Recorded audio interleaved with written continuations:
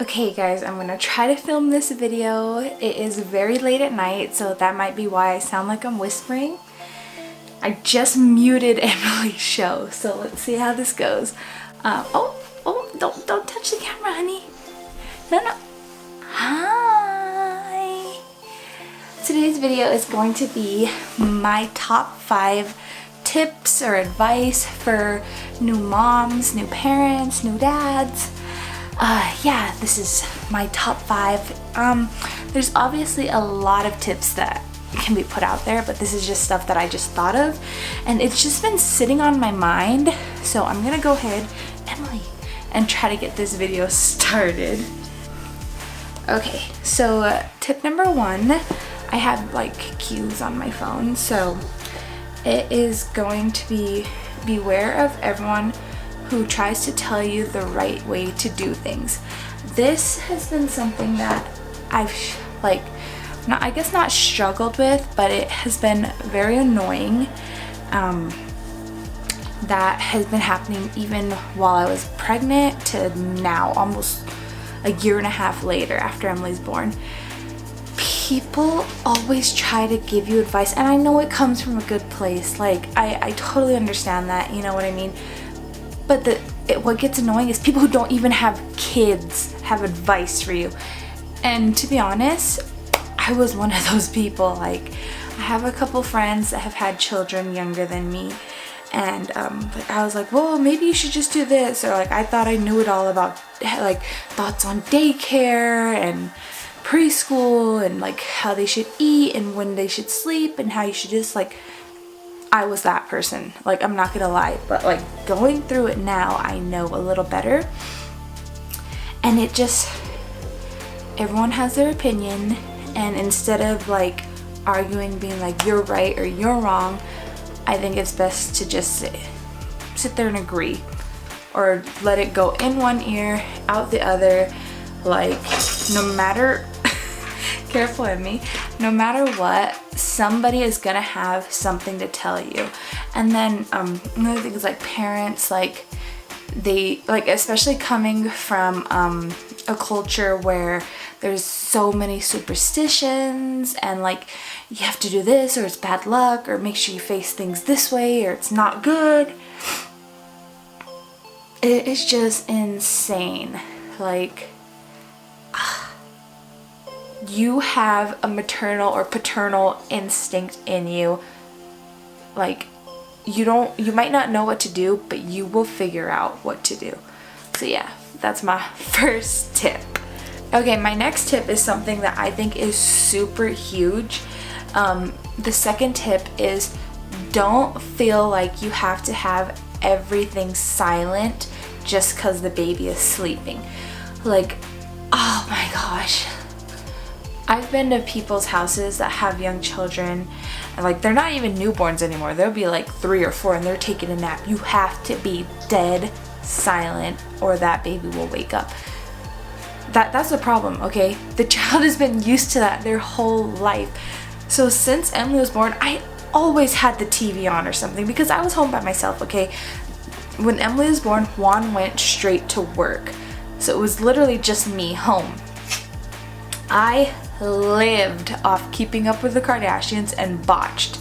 So I always had the TV on because between when she was awake and sleeping, I was doing this, doing that, and right when she would fall asleep, my mind is still going, so I couldn't fall asleep. Like, you know how they say sleep when the baby sleeps? It's a lot harder said than done. I mean, a lot harder done than said, yeah. I can't sleep just like that, okay? So once I'm doing stuff, I'm up. So yeah, leave the TV on. Like, go wash the dishes, bang a couple pots, you know what I mean? Leave their door, like, take them to a party and let them go sleep in the other room with the door open. Like, it's totally fine. By party, I don't mean like turn up, like get crazy, like let's, you know, cheers. I'm talking about like family get-togethers, things like that. But yeah, like, let there be noise so that child is used to there being noise around, so they don't have trouble sleeping just because you have something going on. Like, you don't have to whisper. just because the baby's sleeping. Now I'm not saying to bang pots and pans right over their head. No, don't do that. But, you know, it's okay. Ooh, I can't blow bubbles right now. It's okay to make a little bit of noise. Emmy, don't touch, don't touch. It's okay to make a little bit of noise just because the baby's sleeping. You'll be fine, the baby will be fine, they'll survive. So for my third tip, it is something that's gonna save you a lot of money. Like, especially, do not take your child to the hospital, to urgent care for every little thing. Like, excuse me? Can you not? She's behind me. But yeah, Juan's a worrier, okay? He's really big on like worrying about if Emily coughs, if she sneezes, this or that, or like, it's, I have paid for so many urgent care visits where, like, since she was my first kid, I was like, okay, I don't know everything. Okay, let's take her. But inside my soul, I was like, this is gonna go away, or all I have to do is give her a little Tylenol. Like, I already checked her temperature. She's fine. Like, there are so many times in my soul, in my heart, I knew everything would be fine. But, you know, first baby, like, my husband's freaking out, so I'm like, oh, okay, let's go. Take her to urgent care. What do they tell me? The exact same thing that I was telling myself. Oh, just give her a little Tylenol, it'll go away. You know what I mean? And then Emily had hives, and then what I did was, okay, I know, like, you don't have to go see the doctor.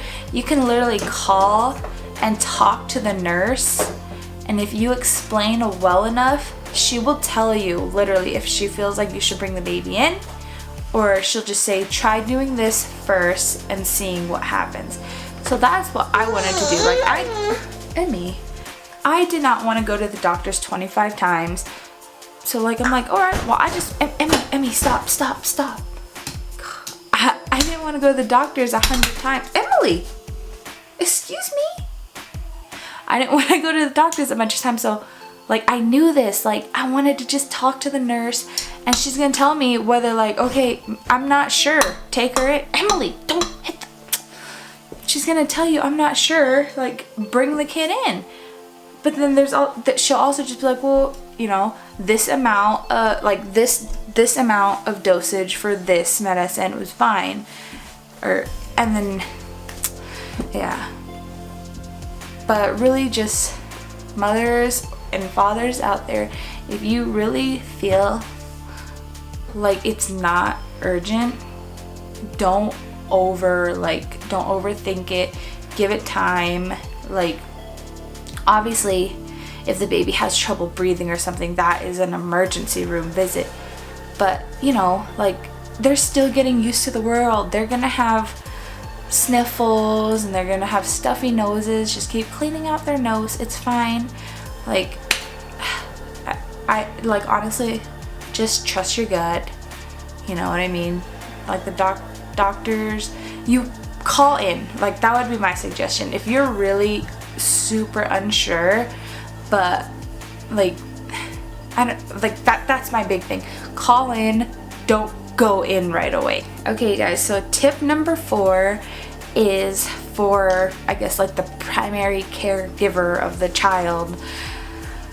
Make sure you remember to take care of yourself. Like, for mothers, you just had a baby, like, don't forget to take a shower. Like, that was my thing. Since like I said, Juan went straight to work, I was just with her all day, and then when he was home, that was like, oh yes, hi baby.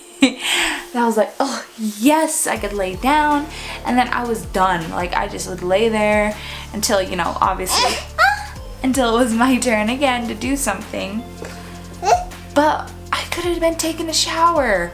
Like, I could have been doing other things, like remembering to shave my legs. Like, just remember, you need to take care of yourself. And then also, you're feeding so often, but all you're focused on is feeding your baby.